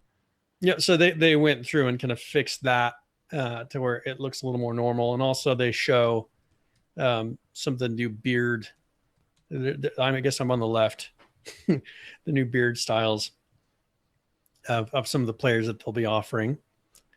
So this will be a new hair and beard combos. And then they go through and kind of show the bike that they've been working on. We showed a little bit of that, but they've got a couple of videos here of them playing and riding around on the bikes, which look pretty good. I mean, it seems. There are some little glitches. You see the second video, pretty much lands on his back and dies instantly. But that'll be good for the game. Yep. And then the next one, I don't know. They're talking about a modder that made this, but a guy running around in a horse hat or a horse mask. Horse head, yeah. Horse head mask. So, yeah, I guess you'll be able to get that on the mod store if you'd like. Wonderful. I can't wait. Yeah. And then they go through and kind of show they've been working on the faces of different buildings and things like that in the city. So they're showing performance of making it so that the cities don't drag down your computer so much. Which is a big issue because it has to load in so many objects. So many faces and objects, that it becomes a problem. So this is them showing that they've been trying to improve the frames per second inside of the cities. So yeah, that's pretty much, there wasn't a lot of stuff, hey, here's what we did, but this is stuff that they're going to be releasing. And I want to kind of point this out because there's actually some charts on here. So it says TRIS. I don't know what that stands for. It says 2.2 million. And then with a frame rate of 35. After they've done their optimization, the TRIS is 473,000. And then for the polys is 3.7 million beforehand with the same frame rate of 35, and then only 827,000 polys after the fact. And you look at a plus 30 frame rate boost. You go from 35 to 65.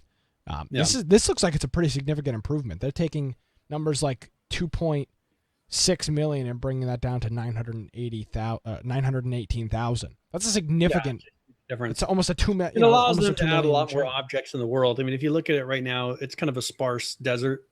When they go to the city and they have a lot more objects than normal, that's where you really notice it. So that's where they really need to go through and either remove a lot of the poly count of these buildings, which they've done, or improve also the performance of the game. So that's much better. If they're going to make more of the map like this, then they need, this is a good thing to be working on because it really limits what they could do.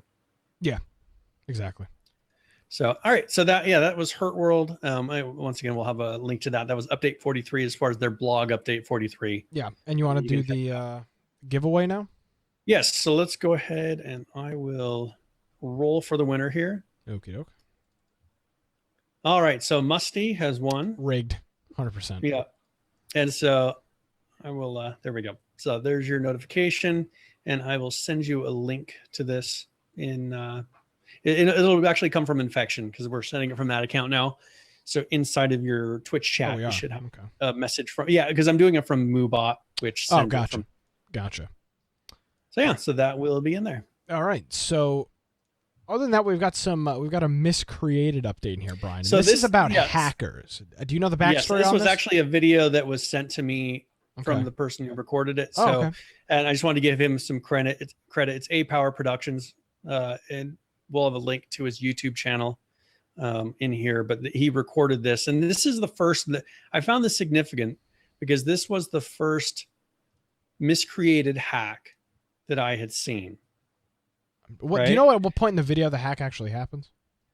Oh, I found it. Here we go. Like a minute in, yeah. Here we go. And so, this. Oh my God! This is like very blatant. This is what like H1Z1 the devs do when they're like skipping around the map to show it off in a live stream. No, we've never really seen hackers in this game. I mean, not that I know. Because nobody's playing it. Well, yeah, initially nobody was playing it, and so you didn't really see hackers. And so now, the game is becoming more popular. You see that this kid. Now you should play some audio because I want you to hear. Okay. This kid. I mean, it's a kid. Can you flew back to that, man? So A Power Productions is the older guy who's talking, and you'll hear the other kid talk here in a minute. Dude. Hello?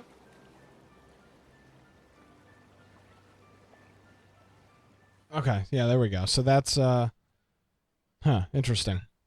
So jump ahead like 30 seconds. Have like 30 seconds. Here we go. So if the guy comes back, you can see he's flying through the air. Nice. And he leaves, and then he'll come back here in a minute with a truck, I think it is. Interesting. That he just went to somebody's base and flew it out. So this is So what do you think about this? Well, it depends on their response to it. Like the fact that he's able to fly around like that. Like I just think they haven't really had to think of it.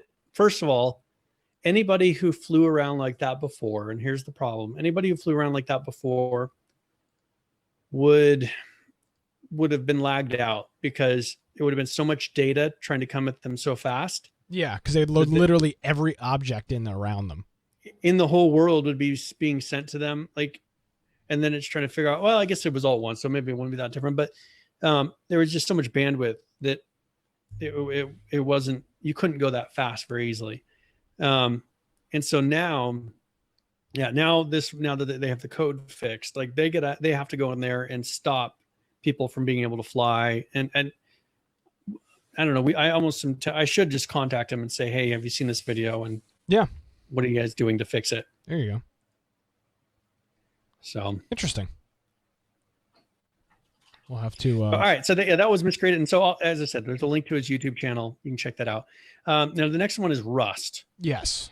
So this is their normal kind of a mix of actual patch notes and something that they're working on, but this is a huge list of patch notes on this one. Yeah, and a lot so of it's stuff. Pretty much, it's a lot of tweaks and balances.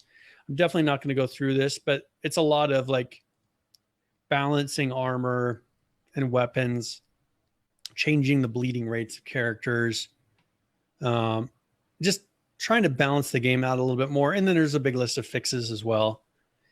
So if you play a lot of Rust, I mean, this is not their normal, hey, we're looking at the shotgun, and changing the shotgun a little bit. Or we're changing the way that something looks. Like, this is a lot of fixes.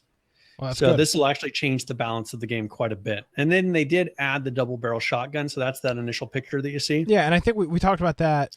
We've shown that over months of them and doing the initial asset and then, doing the texture on it. So that's now in game.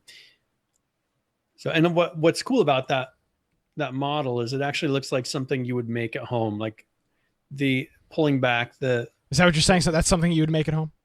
I mean, just saying it. No, it is. There's like, it's like pipe. nuts. It's like nuts and bolts for like the pullback is like literally like a screw turned into a piece of metal.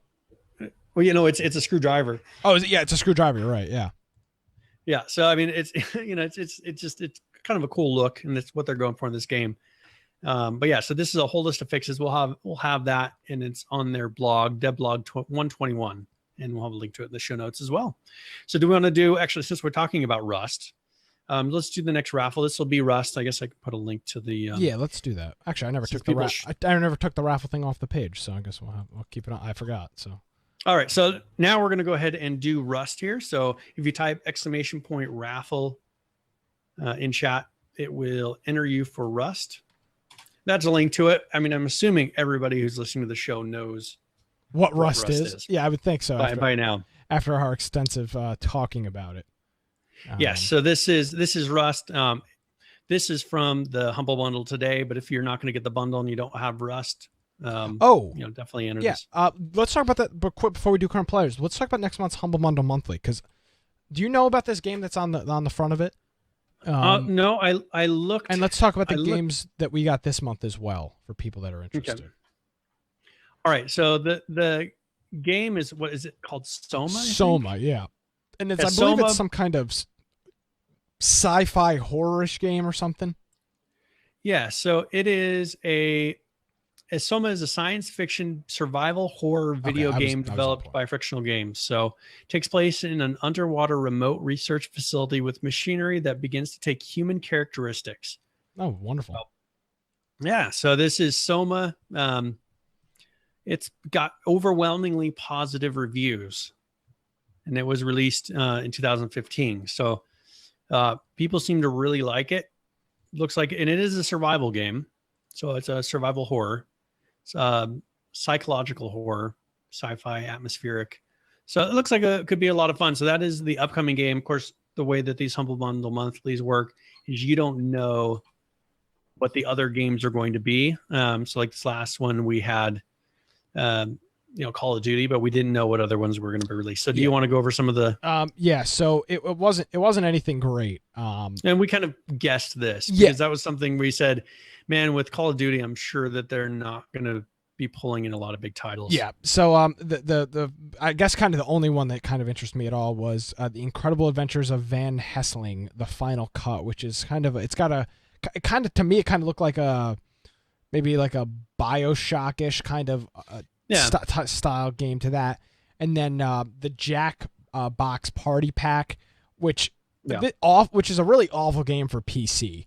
Like if you got this on like your Xbox, you like got to sit around. You got to sit around. Yeah. Like, what am I gonna do? Like have like a bunch of TV screen out in the living room. Yeah, have a bunch I'll play this on my laptop. Yeah, exactly. I'm gonna sit there with my 15-inch laptop screen. So there's a few games on that we're getting a lot of response in chat about how they say Soma is awesome.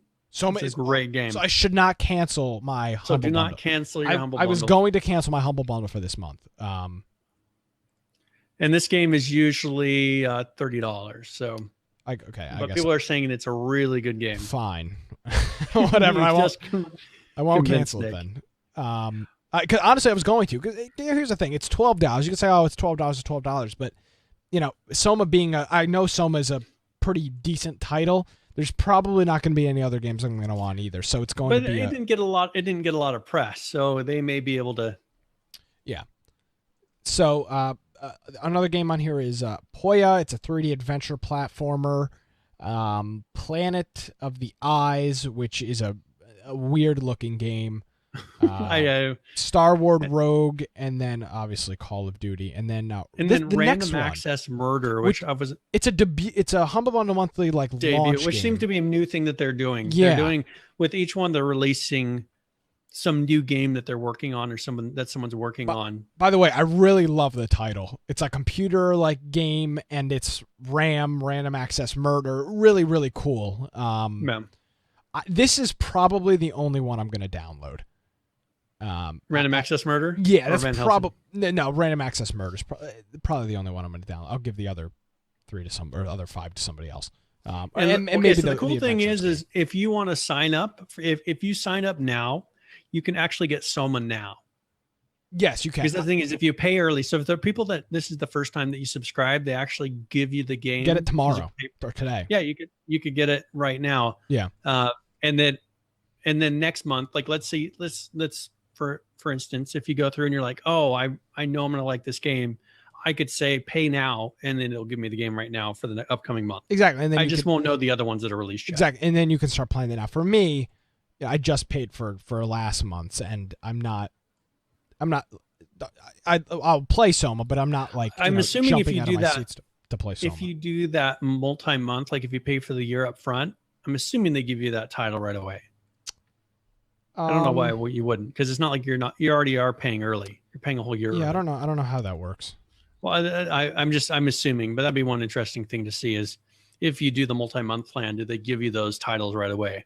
Well, right now they haven't announced, but they haven't announced them, so I don't see how they could only give you the month before. They'll unlock Soma for me right now. Then probably. Because I'm saying that main title, I'm wondering if they unlock for you immediately. Yeah, I would say probably. So okay. Yeah. So all right. So just don't forget, people, type !raffle in chat. Now, are we opening this up to people that maybe have kids or something? That I don't know why you'd want your kid playing Rust with all the naked people. I don't care. Anybody in chat that puts in the word, I guess. It doesn't really matter to me. I'm just saying, is it for people that don't have the game already? Oh yeah, care? I mean, don't enter if you have the game, because that's just that's a waste of our time. You're taking it from somebody else. But what about if somebody is getting it for? I don't know. Whatever, they can figure that out. Yeah, we'll not police them like Daybreak. No, people are adults; they can deal with stuff themselves. So let's run into current players currently playing. This is H1Z1 Combined, Just Survive, and King of the Kill. Currently playing that 11,974. The 7-day peak for that 17,696. And the 7-day peak, 17,776. This is H1Z1 Just Survive. Currently playing that 2,305. The 24-hour peak for that 3,618. And the 7-day peak, 3,696. King of the Kill. Currently playing that 9,669. The 24-hour peak for that 14,079. And the 7-day peak, 14,080. So the 24-hour peak and the 7-day peak really, really close on that one. This is Ark. These numbers are crazy up. Currently playing that 34,338. The 24-hour peak 50,929, and the 7-day peak just shy of 60,000 at 59,345. Miscreated, still looking pretty good, Brian. 799 playing, 1 off of 800. The 24-hour peak over 1,000, 1,012, and the 7-day peak almost 1,200, 1,196.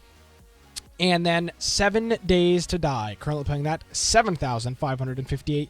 24-hour peak for that 9,368, and the 7-day peak 10,938. So a lot of good stuff coming out of those games. Some good numbers for certain games. Again, Miscreated. I'm telling you, man, people 800 people playing it right now with the 25 peak of just over 1,000, but 1,000 is 1,000. So yep. That, I mean, that's you really got to good for think them. Just Survive has 3,000. Yeah, Look how many people bought that game. exactly. So Miscreated's working its way back up and up from the numbers of where the max was 200. And, I think once we saw there was like 7 people online once. Yeah. So yeah, they're definitely doing much better. So, all right. Now, as far as do you want to do the giveaway before or do the giveaway right after my tip of the week? Whatever you want to do. Totally up to you. We'll do the giveaway right afterwards. This will be okay. This will be pretty quick. So tip of the week is where I go through and either give a general survival tip, a gaming tip, or sometimes a tip for just a very specific game. So this week it's going to be about No Man's Sky, and this is tip of the week. Oh boy.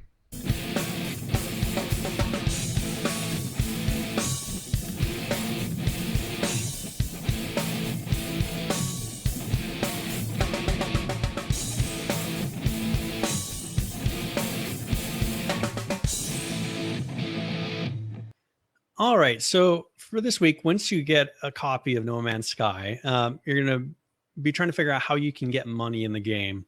As you go around the world, you'll be able to analyze and upload data about items you find. So maybe you will run across some sort of a creature, or you'll run across some sort of a plant or something. What you can do is actually scan that plant, get the data on it, and then throughout the world, there in the different galaxies and on planets, you will find marketplaces. Those let you buy and sell items and purchase upgrades and things like that. So different places will offer different prices. So this may be part of the game of figuring out where you can get the best price for certain things, very much like Elite Dangerous does. But they have this thing called the Galactic Library. And what they're trying to do is kind of document the whole galaxy. And they will offer you money to upload data received from scanning objects. So this would give you, and this is something I was kind of talking about, a reason to try to go out and get to places that no one else has been, because then you'll be able to scan either a planet or scan a system or scan a creature or a plant that has not been discovered yet, and you can get a lot of money for that. This is a really good way to go through and to kind of build up your credits in game.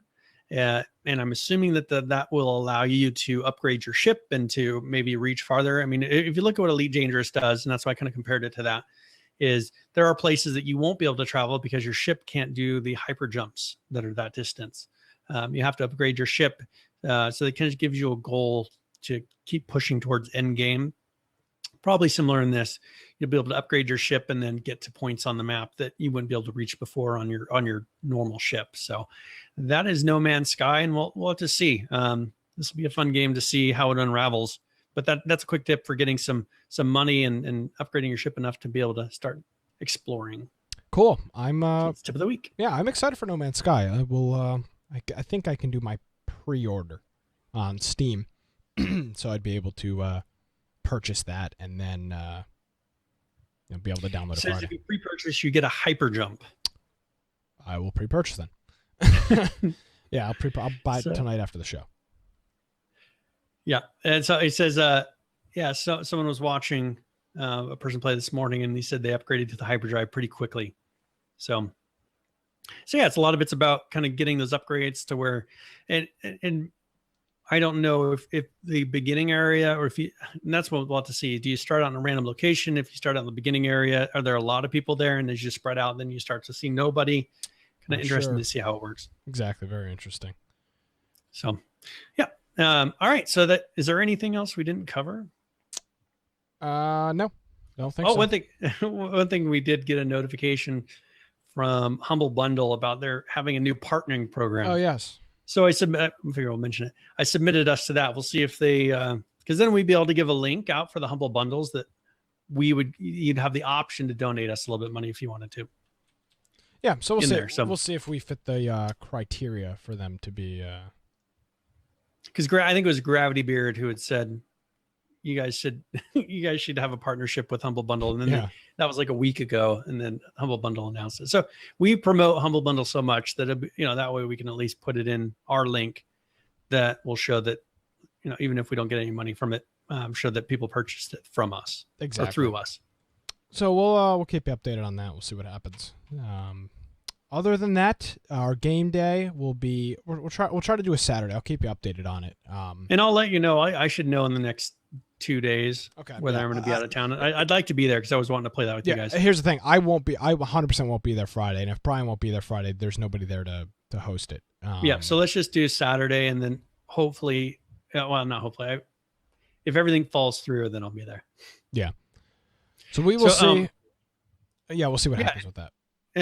Once also, if you're listening to this live or you're listening to this on YouTube, if you could check us out, make sure we're on your favorite podcast app. Yes, definitely. That we've been kind of doing that this week. Make sure that we're listed. And if you're not subscribed to us, subscribe to us anyways on there, just for the heck of it. Yes, exactly. But seriously, no joke.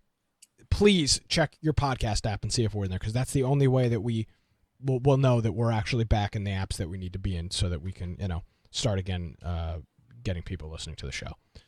So all right, so I'm going to let's do the giveaway. Run this last raffle. So let's go ahead and draw. I got to make sure I don't hit reset. That would be horrible. All right, so E-Man Forever has won Rust. Nice. And so fun game.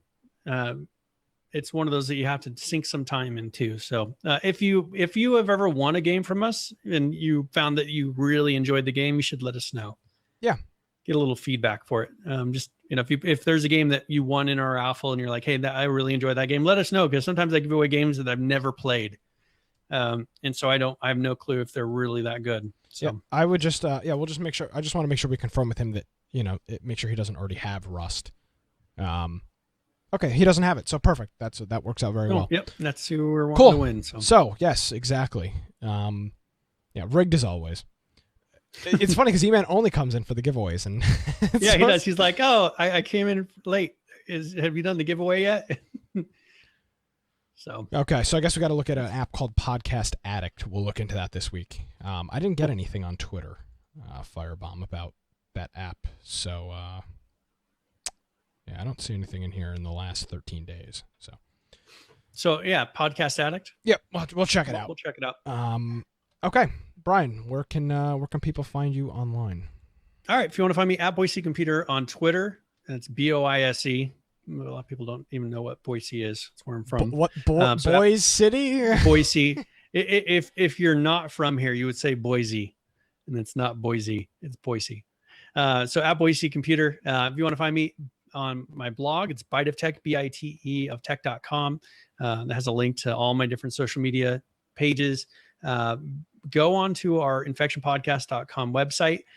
We have been talking about podcast apps. If you have a podcast app or you're looking for the best way to get our show, we have a page that will show you a lot of different places to subscribe, whether it's on your Android device, your iPhone, or maybe it's through Stitcher or some other type of connection. We have a link to all of our pages for those. You can go find it. And our on infectionpodcast.com, on the right-hand side, there's a link there to join our Discord server, which we've been really happy with. People chat throughout the day. It's a great way to keep in contact with everyone. It's a free service, and it has a free mobile app. Unlike TeamSpeak, where you had to pay quite a bit of money for their mobile app. Quite a bit of money, like $5. Yeah. Well, I mean, for a mobile app, $5. That's a lot. Yeah. So, and this one has one that's free. So it's Discord. And also we have right now, if you have Ark and you are interested in playing some Ark with us, we are playing the Center with Primitive Plus. We've been having a lot of fun with that. I encourage you to get in there. We're going to try to get to some end level content on this one and just see some of the bosses. So cool. If you're interested in playing, come join us and we'll do some of that. Yes, definitely. Of course, like it is every week or most weeks, we're actually back on a regular schedule now. The show's live every Tuesday night, 7 p.m. Eastern. School starts back up here in 2 weeks for me, or 3 weeks for me. So you'll have no choice but to be on a regular schedule. Yeah, exactly. I won't be able to do anything besides be on a regular schedule. So I'm actually taking a networking class that's like 4 hours on Thursdays, which is always fun. So, yep, we're on the regular schedule Tuesday nights. Of course, our website, infectionpodcast.com. A new show I'm working on. It's kind of geared more towards a different audience. It's called Against the Norm, and it's kind of my journey as a college student that doesn't tend to fall into the same kind of as a millennial. Yeah, exactly. I don't fall into the same process that most millennials do. I'm against the norm. I'm a little bit different than most of them. So I covered the latest news and politics and stuff like that on that. It's half an hour, and it's actually being syndicated on some radio stations as well. Nice. Working on that process as well. So cool stuff. It's atnshow.com. Episode 1 went up, and there'll be new episodes every Saturday. Quick half an hour shows. Even if you don't agree with me, I'd appreciate you giving it a listen and just give me your feedback on. Well, you allow people to have other opinions than yourself? What's up with that? Yeah, exactly. Nobody should have any differing opinion. But yeah, listen to it. Let me know what you think, quality-wise, what can change, what I'm always looking for feedback on and criticisms of what I do and what I don't do, and what I could do better. So check that out. It's atnshow.com. The soundboard app crashed. It's back up. So the outro may play, it may not play, so I have no clue. Guys, that is going to do it for episode number 82 of Infection. My name is Nick Craig, at Nicholas M. Craig is my Twitter. InfectionPodcast.com is the website. I'll see you next week for Infection. Have a great week, everybody.